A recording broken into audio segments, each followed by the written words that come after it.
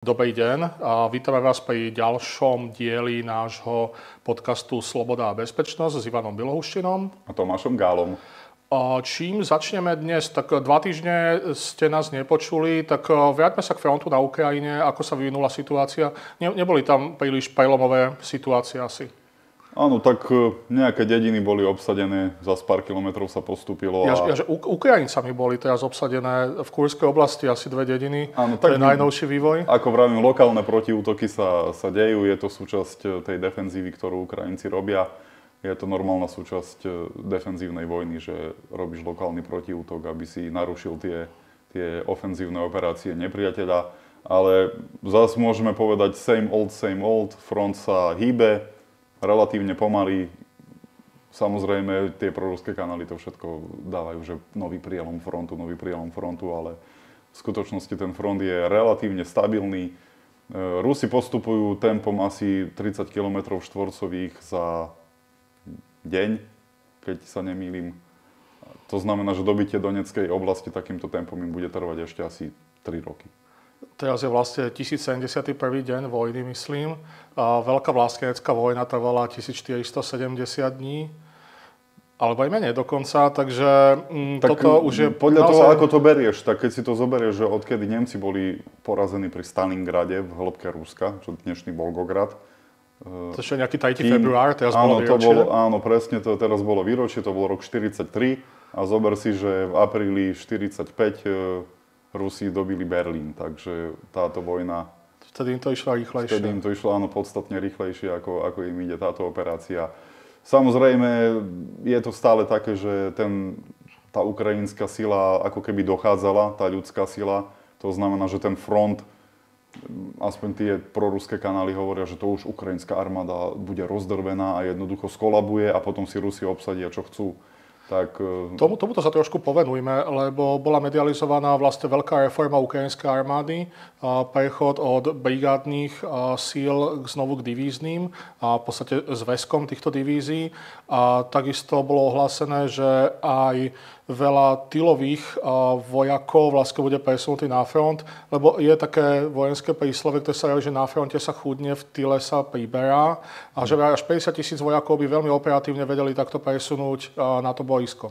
Áno, tak samozrejme reorganizácia ukrajinskej armáde možno aj je nutná, pretože tie brigády, keď sa nasadia do boja, tak ich početná sila nie je dostatočne veľká, aby vedeli zotrvať na tom boisku nejaký dlhý čas. To znamená, že tá divízia ako organizačný celok predsa len má tú ľudskú silu väčšiu a keď nebudú tie divízie roztiahnuté na príliš veľkom priestore, tak mohli by mať taký staying power, hej, ako sa hovorí v tom anglickom žargóne, že tá prítomnosť na boisku ich by mohla byť taká stabilnejšia a väčšia. Plus má asi vlastné oveľa väčšie rezervy divízia, než majú iba brigády a tiež majú aj rôzne typy vojska, ktoré vie tá divízia alokovať, keď práve príde nejaký... To velenie by mohlo byť efektívnejšie, pretože ten divízny generál má k dispozícii vlastné delostrelectvo a takéto veci, ktoré aj brigádny generál by mal, ale predsa len tie divízne možnosti sú väčšie a dá sa to lepšie skoncentrovať na tie tzv. Šverpunkty, ktoré v tej doktríne toho blitzkriegu alebo aj modernej vojny vždycky sú tie najdôležitejšie. To je to miesto, kde sa dejú tie operácie, ten prielom, tá zásadná činnosť na tej dĺžke frontu. Tu na vlastne možno vznikajú aj nové taktiky, ktoré možno nie sú opísateľné úplne tým, čo sa dialo v 20. storočí. Tak je tu elektronizácia vojny a to sme už spomínali viackrát. Dnes napríklad skoncentrovať silu nejakú na väčší mechanizovaný útok v otvorenom teréne sa stáva nemožné. Preto sú veľmi dôležité tie dedinky a mestečka, na ktoré sa Rusi koncentrujú a ktoré dobíjajú, pretože to sú jediné také body v tom ukrajinskom teréne, kde nie je veľa lesov, hej, sú tam väčšinou len také remísky alebo medzi tými poliami a tak.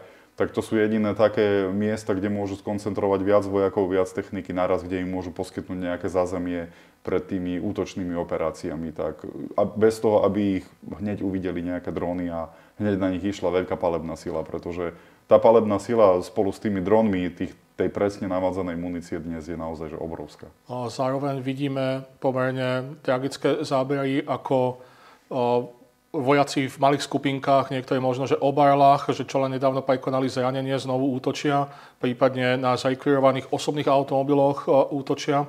Ako je to so zásobovaním na strane Ukrajiny, na strane Ruska, že majú ten príliv novej techniky, nových ľudí? Myslím, že obe strany, Ukrajinci určite majú dobrý prílev munície a slušný prílev techniky. Hlavná nevýhoda Ukrajincov je naozaj nedostatok tej živej sily. A to vlastne kapitalizujú aj Rusi, keďže Ukrajinci nevedia poriadne obsadiť všetky tie defenzívne pozície, aj keď palebnú silu na tú obranu majú.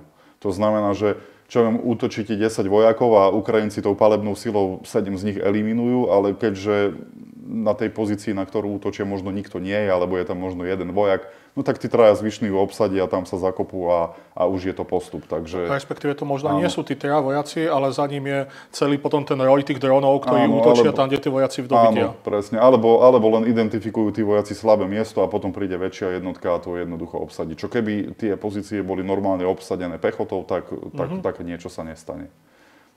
Tak to je to. Takže Ukrajinci určite majú tú palebnú silu, aby vzdorovali ruskej armáde teraz, ale nevedia poriadne. Tým, že nevedia obsadiť celú dĺžku frontu, pretože ten front je naozaj veľmi dlhý, tak tam im vzniká tá slabosť, ktorú Rusi využívajú. Ale využívajú ju s veľkými stratami a relatívne pomaly.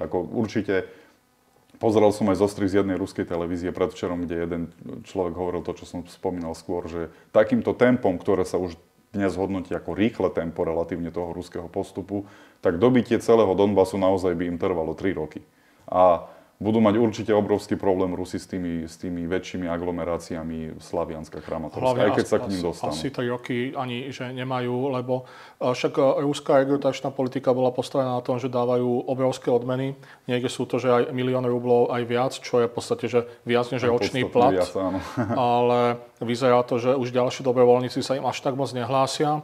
Severokorejci tiež neodišli úplne šťastní odtiaľ. Čiže je možné, že dokonca aj veľké Rusko, že nemá až tak nekonečné zásoby, ako by jeho vojenskí plánovači očakávali. Áno, zasa Rusko už tie zásoby techniky, tej dobrej techniky sa dosť vyčerpali. To ma nikto nepresvedčí, že oni sú schopní viesť vojnu tak, ako v prvom roku, kde mohli naozaj obrovské mechanizované útoky hádzať. Teraz sme už videli kadejaké improvizované riešenia s tými ľadami a tak. A tých zranených vojakov, tak to máš pravdu. Takisto som videl jedno video, ktoré natočili zranení ruskí vojaci, ktorí podľa všetkých nejakých medicínskych pravidiel by mali byť invalidi a ženú ich naspäť do vojny, pretože jednak ich nevedia poriadne vyliečiť všetkých. Už to zdravotníctvo, ten nedostatok materiálu lekárov už v Rusku sa prejavuje a jednak by ich museli živiť do konca života ako vojnových veteránov a invalidov. No tak idú do Storm Z skupín a vlastne použijú ich ako mäso na v podstate báza aj útok. Áno. A tí ruskí vojaci samozrejme točia videá pre prezidenta Putina, aby s tým niečo robil. No tak veľa šťastia. Asi môžeme ostať skepticky. Áno. Keď sa na to pozrieme, tak z toho vyššieho pohľadu alebo z toho ekonomického pohľadu, ako vyzerá ekonomika vojny? Ekonomika, tak ukrajinská už sme to hovorili, tam je to vlastne totálna ekonomika nastavená na vojnu. Majú výhodu toho, že prichádza tá západná pomoc a zatiaľ prichádza. Dokonca aj americká nevojenská pomoc bola obnovená, lebo napriek tomu, že Trump sa rozhodol, že všetko zakáže, kým to zaudituje, tak federálny súd povedal, že takto to nefunguje a keď už je to raz dohodnuté, tak to musí ísť minimálne v tých parametroch. Čiže aj tá nevojenská pomoc bola týmto smerom ako obnovená. Ja si nemyslím, že Trump by mal niečo proti tomuto rozhodnutiu veľké, pretože Putin ho troška naštval. On si možno naozaj úprimne myslel, že Putin je naklonený nejakým rokovaniam, ale to samozrejme nie je pravda. Putin, kým nedobije minimálne Donbas, preto teraz ženie tú ruskú armádu do útoku a teraz naozaj tie podmienky na tom fronte sú také, že je tam bláto a naozaj ten terén nie je naklonený, ale Rusi aj tak útočia, aj keď tá frekvencia je nižšia, ako bola napríklad v januári a v decembri, keď predsa len to bolo viac premrznuté. Tak Putin jednoducho ženie ich do útoku, pretože bez Donbasu on túto vojnu určite neukončí. Teraz už je to jasné. Keby chcel túto vojnu ukončiť, Zelenský chce rokovať, Trump chce rokovať. Nie je to tak, že nechcú s ním rokovať. Nemôže povedať nikto. A keď si spomenieme, že čo aj proruskí troli na Slovensku hovorili, že rýchlo rokovania, Fico, rýchlo rokovania, ukončíme vojnu rokovaniami. Tak kto teraz nechce rokovať? Chce rokovať aj Zelenský, aj Trump. Je to dnes jednoznačné. Jediný, kto nechce rokovať, je Putin a Tak to vlastne bolo až už od tých legendárnych istanbulských teraz sa to vlastne rozhovorov. ukázalo, že v tej plnej paráde, kde Trump proste dával aj celkom otvorenú ruku, a potom aj kritizoval prezidenta Zelenského, aby nedošlo k omylu, že je vyslovene na jeho strane, tak ukazoval tým aj nejakú neutralitu. Trump ukázal páku, tuto je páka na Zelenského, trošku ju pomasíroval, Zelenský jasne, ideme rokovať, no a teraz uvidíme, či Trump má páku na Putina alebo nie. Ale pointa aj pre našu politiku je to, že keď niekto u nás hovoril, že musí byť diplomatické riešenie vojny a že Zelenský mu bráni alebo Biden mu bráni, tak dnes už je to ich riešenie vojny jednoznačné. Nech sa Ukrajina vzdá, nech ustúpi Putinovi alebo nech mu ponúkne také ústupky, že čo ja viem, Ukrajina pod Dnieper alebo niečo také. To znamená, že títo ľudia sú úplne demaskovaní dnes. Úplne demaskovaní. To je žiadna diplomácia. Tam jednoducho nebude. Minimálne, kým Putin nebude mať ten Donbas. Plus to je zlý odhad, lebo tá Ukrajina sa reálne ubránila. Tam, kde je teraz tá frontá línia, tak tam vlastne je ukázaná tá reálna sila tej Ukrajiny sa bráni. Dobre, ako vraví, že prichádzajú o 30 kilometrov územia za nejakú časovú jednotku. Ukrajina je naozaj veľká krajina. Akože 30 kilometrov, akože ich nezlomí. Takýmto tempom, keď sa ukrajinská armáda nezosype, čo si ja zase nemyslím, že to je až také ľahké, pretože tá zbrojná výroba tam je, tá palebná sila tam je. Oni, aj keď budú strácať postupne terén, tak aj keby strácali čo dvojnásobným tempom oproti tomu, čo je teraz, alebo trojnásobným, tak minimálne ten Donbas ešte tento rok Putinovi potrvá. A aj keď ho získa, tak čo? Hej? Ako vraví sa, že na tom Donbase sú obrovské miliardy zásob kadejakých surovín, hej? Ale to takisto. Oni sú v zemi a na to treba technológiu. Oni sú v zemi, na to treba technológiu a na to treba aj trh. Treba na to aj niekoho, kto od teba tie suroviny kúpi. Takže toto môže byť aj súčasť takisto Trumpovho nejakého dílu s Rusmi, ale nevidím ja teraz priestor na diplomatické riešenie. Putin jednoducho, kým má silu, tak dovtedy tú armádu bude tlačiť do toho útoku. No dobré, ale nehrozí tam potom pad, lebo bude Ukrajina tak silná jedného dňa, že by akože vedeli Rusov zahnať takým spôsobom, že nastane ten kolaps na tej opačnej strane? No nie, pád nehrozí, pretože ukrajinská armáda zrejme nebude taká silná, že by sa ruská armáda natoľko zrútila, že by Ukrajinci vedeli postupovať. Na to by naozaj museli narekrutovať do armády, ja neviem, 500 000 ľudí alebo koľko. A to už zrejme ani nemá taký politický kapitál Zelenský, ani nikto iný, aby tí Ukrajinci už si naozaj vytrpeli dosť a tá únava z vojny už je tam veľká, ale obmedzujúci faktor pre Rusov je tá ekonomika. Dokedy oni budú ekonomicky vládať, tak dovtedy tú vojnu budú tlačiť. Keď ekonomicky vládať vojnu prestanú, tak jednoducho vtedy sa tá vojna skončí. A aký je tam vývoj, teda, čo sa týka ekonomiky ruskej? Naposledy sme vraveli, že štát vlastne berie vklady z bank bežným občanom alebo firmám. Aký posun nastal? No, tak stále je to isté. Za 2 týždne sa toho nezmenilo veľa, ale to Rusko jednoducho ide dole. Životná úroveň v Rusku ide dole. Táto vojna už dnes je jednoznačne na úkor životnej úrovne ruského obyvateľstva. A to nech dávajú štatistiky, aké chcú, že reálna mzda rastie, alebo tak áno, na niektorých miestach tí ľudia sú extrémne preplácaní, tým vojakom sa tlačia tie ruble, takže ono to tú štatistiku skreslí, ale drvivá väčšina ruského obyvateľstva, dôchodcovia, sociálne odkazaní, deti, rodiny, hej, tak sa má podstatne horšie ako na prvý pohľad by sa zdalo. To je ešte horšie, ako my si myslíme v tom Rusku. Dobre, takže vravíš, že nejaká perspektíva mierových rozhovorov v najbližších pár mesiacov asi nebude veľmi plodná. V najbližších pár mesiacoch nie, ale podľa mňa tento rok sa to už udeje, pretože keď Rusi nevymysleli perpetuum mobile a že Putin potom bude nominovaný na Nobelovú cenu za ekonómiu, keďže vymyslel spôsob, ako viesť masívnu vojnu s 500 000 vojakov na fronte a ešte na tom zarábať, tak ako to ešte história sveta nevidela. Takto Rusko už bude ekonomicky tak unavené, že podľa mňa už tento rok by mohol minimálne nejaký výhľad na koniec vojny byť. Už to trvá naozaj veľmi. Čo si samozrejme veľmi prajeme, aby tá vojna bola čím skôr. Ako zase nechcem byť taký, že ty si predpovedal, že vojna skončí do roka a to sa nestalo.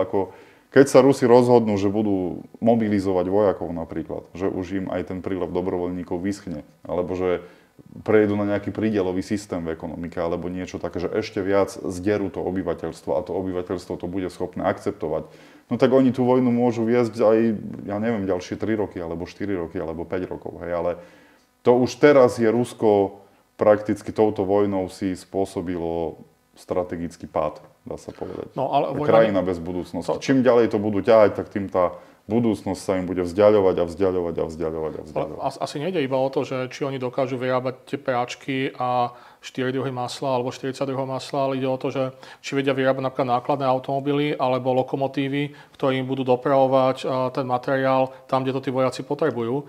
A to tiež akože niečo stojí a to sa aj opotrebováva, čiže nie je toho, že nekonečno. Tak oni tie základné, absolútne základné strategické veci ako kamióny alebo lokomotívy ešte nejakým spôsobom vyrobiť budú vedieť. Hej. Horšie je to napríklad údržba železníc. Tak. Už je to zle. Údržba ciest, už to je zle. Jednoducho nie je personál. Sú to základné siete, ktoré zabezpečujú základný život obyvateľstva. Hlavne letectva. Civilného letectva sa to dotklo ako prvého, kde v podstate je kolaps. Áno, presne. A civilné letectvo v Rusku je veľmi dôležité kvôli tým vzdialenostiam. Ale sú to napríklad vykurovanie, elektrická sieť.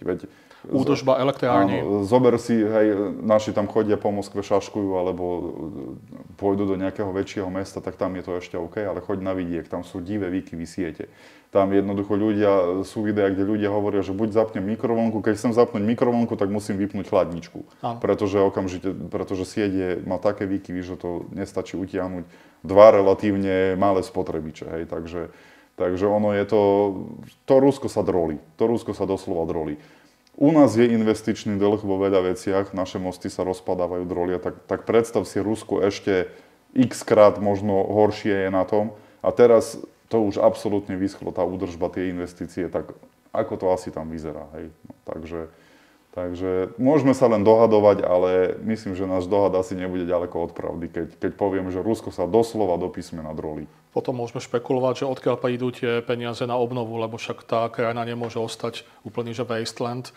A nejaký typ nejakého investičného plánu pre to územie musí nastať. Áno, tak to bude tá politika cukru a biča, ktorú voči Rusku teraz musíme aplikovať. Tak ten bič je, že podporujeme Ukrajinu, že áno, že krvácate tam, to je nevyhnutnosť absolútna. No a potom ten cukor je, že keď sa tá vojna skončí a nebudete úplne blázni a urobíte nejaké zmeny, aspoň úplne najzákladnejšie zmeny, aby ste boli čo je len trochu dôveryhodný partner, tak prídu investície, prídu nejaké pôžičky. My vám s tou obnovou tej ekonomiky nejakým spôsobom pomôžeme, aby ste neboli Severná Kórea, pretože nie je náš záujem, aby Rusko bola Severná Kórea. Nie je náš záujem. Môžeme ich nenávidieť ako chceme, alebo toho Putina, alebo tak, ale Severnú Kóreu z Ruska určite nechceme. A čo vlastne nie je iba otázka pre Spojené štáty, je to aj otázka pre Európsku úniu, lebo však my sme veľká silná spoločná ekonomika. Tam ide o to, že ako veľmi by sa do toho Slovensko vedelo zapojiť, keď bohužiaľ teraz boli vylúčení už len z tej obrannej iniciatívy, ktorá vlastne akože by mala spraviť nejakú tú pevnú podstatu pre tie budúce vzťahy únie s Ruskom. Čiže čo vlastne teraz môže Slovensko robiť? Tak zmeniť vládu najlepšie, asi som povedal, pretože teraz budeme vynechaní zo všetkých tých iniciatív len kvôli tomu, že Fico potrebuje ruský plyn. Hej. Tak keď mal Babiš pravdu, že Fico je tichý spolumajiteľ EPH, no tak on urobí všetko preto, aby šiel ten plyn ruský, aby ten náš plynovod bol nejakým spôsobom vyťažený. No ale to zaspôsobuje nejaké diplomatické škody na tej druhej strane. Ja si myslím, že dokonca aj ekonomické škody to spôsobuje Slovensku. Aj ekonomické škody. Že to nie je iba ten soft power, ale to pocítime, lebo ten ruský plyn momentálne je drahší, keď to tak týmto spôsobom, keď to ťaháme. Tak my sme ani neinvestovali do nejakých kapacít, aby sme, Česi si to zabezpečili, Poliaci si to zabezpečili, dokonca Maďari si to zabezpečili, aby mali alternatívny zdroj plynu.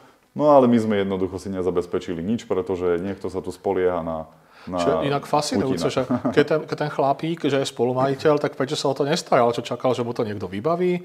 No dobre, o tom môžeme iba špekulovať. Ako Fico chodil s tým Šmihaľom, čo boli rokovania s ukrajinským premiérom, no tak oni len toto riešili. Nech len pre Boha ten plyn ide. To oni riešili, to Fico teraz sa s tým... On bol podľa mňa veľmi konsternovaný z toho, keď Ukrajinci povedali, že nie. Samozrejme, on to propaguje, že oni to jednostranne nejakým spôsobom urobili, ale Ukrajinci mali záujem predĺžiť zmluvu s Gazpromom, ale Gazprom nechcel zaplatiť zmluvné pokuty z porušenia záväzkov, ktoré mu vyplývali z minulých období. Takže Ukrajinci povedali, dobre, keď nezaplatíte, tak nebude. Tak v skutočnosti sú to Rusi, ktorí porušili tú zmluvu a zabezpečili to, že sa nepredĺžilo. Však napokon susedné Rakúsko v tomto vyhralo aj súdny spor s Gazpromom a jednoducho to uplatnili proste exekúcie na nich, že tam ako nejde o nejaké, že dobré slovo, alebo že buďme kamaráti, buďme a dlhy si platíme. Čo toto má byť? Áno, tak keď Fico hovoril, že išiel súkromne do Ruska, tak išiel asi naozaj súkromne riešiť svoj vlastný biznis. Čo je fakt, že otrasné.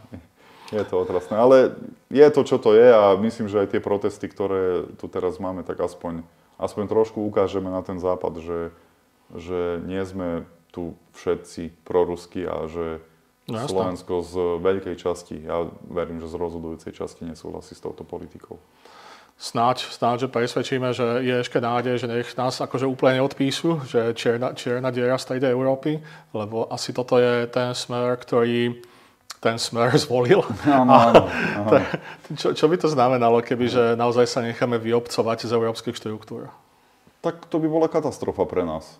Tu si zober, tu nie je jeden investičný väčší projekt, ktorý by nebol minimálne spolufinancovaný z európskych peniazí. Akože legendárna baterkáreň niekde na južnom Slovensku, ktorú majú Číňania postaviť, to je asi taká taká kvapka v mori. To by si aj veľa investorov zdvihlo a odišlo zo Slovenska. A ja by som možno aj označil NATO za ešte dôležitejšiu časť ako Európska únia v tomto smere, pretože to je ten bezpečnostný rámec. Preto aj Ukrajina chcela vstúpiť do NATO.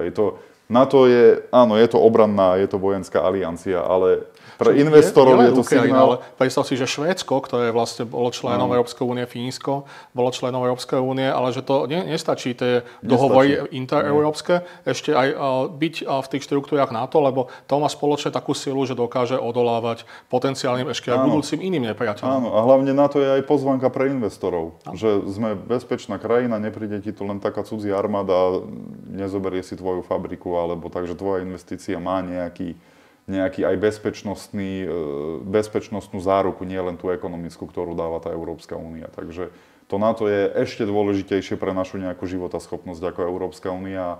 Keby sme z týchto organizácií vystúpili, čo všetci sa dušujú, Fico sa dušuje, že nie, pre Boha, my sme tu, ale samozrejme robí všetko preto, aby sa tak stalo v budúcnosti. Ono to zase tiež nie je proces, že z mesiaca na mesiac si to oni odhlasujú, oni za to najprv začnú pripravovať verejnosť na túto alternatívu. To sa vlastne deje. To sa už deje aktívne, veľmi aktívne a potom začnú tie kroky môžu sa ukázať o 4-5 rokov tejto prípravy, ktorá je dnes. Plus samozrejme je tam hrozba manipulácie tým referendum, ktoré nastane. To je potom akože dosť komplikovaná vec, lebo keď sa človek toho zúčastní, tak ho legitimuje, potom je vyššia šanca, že to referendum bude platné.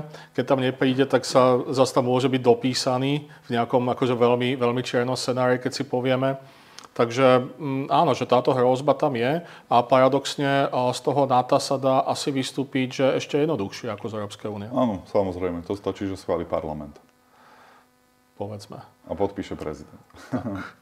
Dobre, a nemalujme až takto čierne scenáre, musíme byť stále optimistickí. Hlavne, keď sme tu opisovali posledných pár stretnutí, ako vlastne eroduje vládna moc súčasná. Zdá sa ti, že v podstate si to uchovali na ďalší 1, 2, 3 mesiace a že budú vedieť vládnuť v tom novom rozložení už teraz štvorkoalície? Možno áno, ale stále to vidím tak 50-50, pretože keby vedeli vládnuť, tak kde je riadna schôdza parlamentu? Kde sú tie zákony? Prečo už? Veď už sme nemali riadnu schôdzu ako dlho? Od decembra? A hlavne 100 zákonov bolo plánovaných, povedzme, cca. A iba tie 4 naozaj najdôležitejšie, po ktorých už skolaboval štát, iba to bolo hlasované. To boli úplne, že horí. Hej, to boli zákony, že horí, tak tam dali dokopy. Aj tam boli nejaké ešte opletačky, že jeden poslanec sa pomýlil, tam Muňko, či kto sa pomýlil a nevedeli otvoriť na prvýkrát a tak. To znamená, to je obrovské riziko takéto vládnutie a to naozaj pár mesiacov možno uvidíme, keď bude riadna schôdza, keď sa odvážia ju vyhlásiť, tak či budú schopní vôbec ju otvoriť, či budú schopní zvoliť predsedu parlamentu napríklad. Presne, to som sa chcel spýtať, lebo tam je vlastne tajná voľba. Áno. A tam stačí, že jeden človek sa buď pomýli, hodí neplatný hlasovací lístok, alebo si to rozmyslí v nestráženom okamihu. Tam sa môže stať hocičo. A tam akože máme tam silné osobnosti, ktorých ako ich self-image zďaleka presahuje by som povedal, že veci, ktoré sa im naozaj stali. Takže ako je tam stále možnosť, že aj napriek dohovorom, že niekto sa zachová nestabilne. Hej, tak vieš, Fico kritizoval do nemoty Dzurindu za kupovanie poslancov, takzvané počas druhej Dzurindovej vlády, kedy myslím, 3 poslanci HZDS alebo koľky začali zrazu hlasovať za návrhy vládnej koalície. No ale vidíme rovnakú mechaniku, Fico rozohral už teraz, pán Ferenčák dostal nejaké štedré dotácie pre Kežmarok a kto vie, čo ešte teraz Huliakovci dostanú asi nejaké ministerstvo pravdepodobne alebo nejaké vysoké posty v štátnej správe. Takže Fico rozohral presne rovnakú hru, za akú do nemoty kritizoval Mikuláša Dzurindu počas druhej vlády a vlastne na tom urobil časť politickej kariéry, že pozrite, aká SDKU je skorumpovaná, takže musia kupovať poslancov. A teraz vyslovene sa správa k ľuďom, ako by to boli tehly a stavia si z nich stavby podľa ľubovôle. To s tým Ferenčákom to nebolo vlastne iba, že peniaze pre Kežmarok, ale on dokonca uznal, že Gorálov ako národnostnú menšinu, čiže dokonca má takýto, že národnostný program, k čomu samozrejme, že my akože prajeme a že je to skvelé, že vlastne aj veľmi malé minority majú takéto štátne uznanie. Bohužiaľ sa to stalo v tejto situácii, ktorá akože navodzuje celkom akože pochybnosti, že či išlo nejakú úprimnú snahu. Či to nie je politické obchodovanie. Ale je tam aj ten druhý aspekt, ktorý je oveľa hroznejší. A to je to zastrašovanie. Áno. Ty si zober, že bezpečnostné zložky zastrašovali Ferenčáka, Malatinca, Migaľa, zastrašovali Šalitroša. Lebo keď ťa Siska chce sledovať a nechcú, aby si o tom vedel, tak nebudeš o tom vedieť. Ale z nejakého dôvodu tie bezpečnostné zložky chceli, pretože keď si to takíto ľudia amatéri všimnú, tak to znamená, že niekto sa im ukázal, niekto sa im obšmietal. Ja si myslím, že to bolo aj schválne, že to bolo zastrašovanie. Áno, určite. Pretože profesionálna tajná služba, keď ťa sleduje, tak určite o tom nebudeš vedieť. Lebo to nie je zastrašovanie len tých 4 pánov, to je vlastne zastrašovanie aj všetkých tých ďalších ostatných. Huliakovci takisto. Teraz Huliak začal hovoriť o tom, že ten požiar v dome pána Ľupta to bol, alebo taký, že to nebola náhoda. Takže čo sa to tu deje?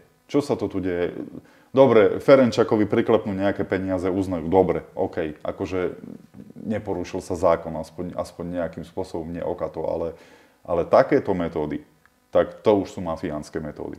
To už sú čisto mafiánske metódy, ktoré poznáme z Mečiarových čias a z predchádzajúceho režimu. Je toto ten typ štátu, ktorý voliči Smeru chcú? To sa pýtam otvorene. Toto chcete? Vieš, ja si myslím, že oni sú už tak spracovaní, niektorí z nich, alebo veľa z nich, že teraz oni budú, že vyhoďte z parlamentu ich, ako keby sa to dalo, alebo takéto, keď čítaš tie fóra, tak takéto veci sú.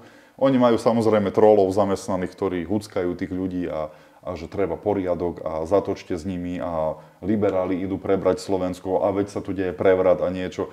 Tí smeráci relatívne šikovne urobili viacero konštrukcií v tej spoločnosti, ktoré oni predstavujú ako zásadnú hrozbu pre ten tradičný slovenský spôsob života, ktorý oni nedefinujú, že čo to je, ale je to určite antiliberálne, anti-LGBTI, anti-ukrajinské, anti-neviem čo. Hej, že my sme tu Slováci, ťapakovci, zapecovci, sedíme a s nikým nič nechceme mať, ale nám dajte pokoj. Hej, a univerzálny základný príjem. A univerzálny základný príjem. A vlastne smeráci šikovne skonštruovali pre tých ľudí tie hrozby, ktorých oni sa teraz boja. Oni ich vytrvalo strašia. Hej. Gruzínci organizujú prevrat na Slovensku. Fíha, tak to sú teda riadne konštrukcie. Hej. A ukrajinský taxikár. To je dokonca, že keď ho chceli akože vydať preč, že zo Slovenska by musel odísť, tak on si požiadal o azyl a týmto bolo zastavené celé to konanie. Oni našli nejakého nešťastníka, možno našli, že mal fotku so Zelenským kdesi na mítingu alebo niečo, hej. A to urobili ako dôkaz, že on je napojený tam a tam a tam a tam a našli si nejakého nešťastníka, že ideme ho vyhostiť. Ale chápeš, kebyže aspoň úspešne vyhostia, ale aj to sa nepodarilo. To už je, čo toto? To fakt, že je to len ako nejaká vláda šikanistov, ktorí len akože sa vedia odbolovať na slabších. To je vláda, ktorej už nie je nič sveté a oni používajú len metódu, že zlodej kričí chyťte zlodeja. Oni to, čo robia, tak z toho obviňujú protivníkov. Veď oni sú tí, ktorí vykonávajú štátny prevrat, oni sú tí, ktorí útočia na základné piliere našej štátnosti, ktorí spochybňujú naše zaradenie vo svete. Hej. Oni sú tí, ktorí schválili trestný zákon, kde zločinci boli prakticky, to bola amnestia, dá sa povedať, to je koľko už vyše 1000 ľudí, takto sa dostalo na slobodu alebo sa zbavilo trestných stíhaní, hej, a koľko z nich bude napojených na tie správne štruktúry. My sme vlastne... Pán Gašpar obvinený tu arogantne v televízii sa tam uškrňa ako... No veď to je obvinený človek, ktorý má dokázateľné napojenie na Norberta Bodora a na slovenskú mafiu. Áno. Nuž, neviem, čo k tomuto ďalej povedať. No. Musíme bojovať, to je všetko. Áno, jasné, nemôžeme si nechať Slovensko vziať tomto typov ľudí. Vidíš, že títo ľudia majú iné zmýšľanie. My sme zvyknutí na nejakú argumentáciu, taký, ja to nazvem taký sokratovský argument. Hej, a im je to úplne jedno. Pre nich je to hra, oni majú svoj cieľ, oni použijú všetky prostriedky na to, aby ten cieľ dosiahli a ten cieľ je udržanie moci hlavne. A keď tomu cieľu slúži propagácia Putina a čo ja viem, spochybňovanie NATO a Európskej únie, tak oni to jednoducho použijú, im je to jedno. Hej.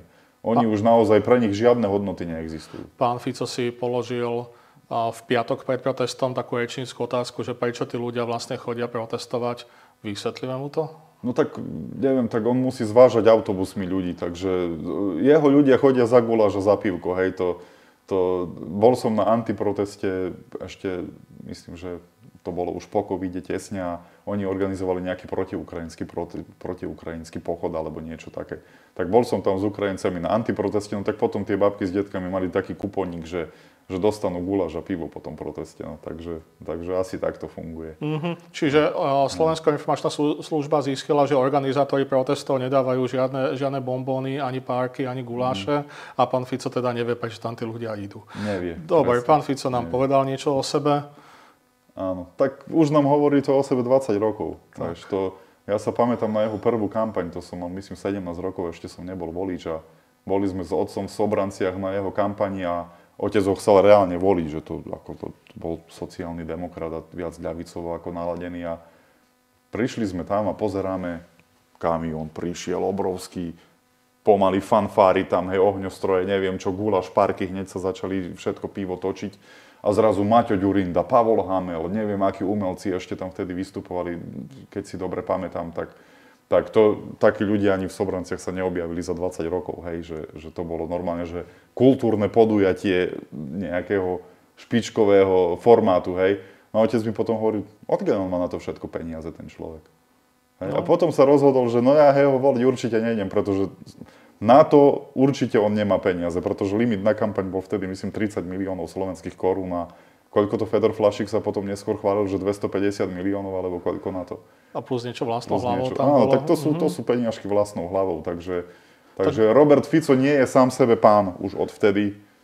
Vždy je niekomu dlžný, vždy niekto ho z toho zákulisia ťahá a asi aj riadi. No, dúfajme, že sú to len takí nejakí ľudia, s ktorými to začínalo, nie páni ako Bračikov alebo Alexej Bortníkov. Tak to radšej do tých dohadov radšej ani nechoďme. Takže veríme, že si na Slovensku vystačíme. Ďakujeme za pozornosť. Ďakujeme za pozornosť.